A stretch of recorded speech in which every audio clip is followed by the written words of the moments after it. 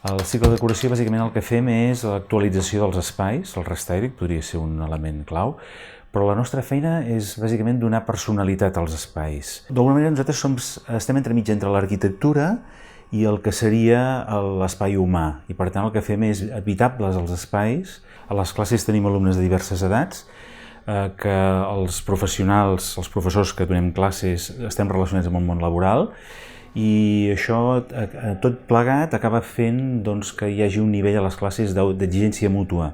Sempre m'havien agradat molt els interiors, la decoració.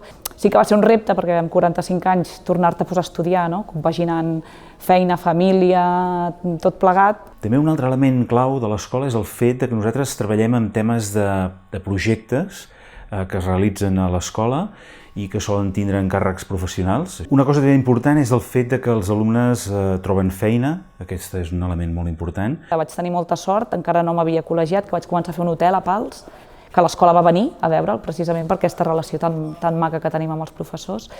I bé, ara estic acabant una botiga, ara començo 2 cases. Hi ha com diferents possibilitats en el mercat laboral. Les primeres podríem dir que són aquelles que provenen de llocs de feina que treballem per a altres persones, com poden ser botigues, com poden ser despatxos professionals, etc.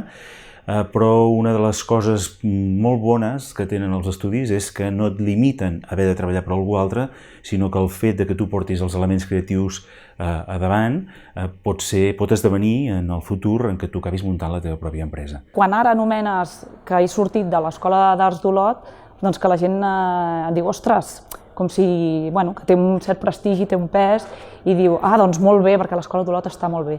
I efectivament, jo ho ratifico, estic encantada.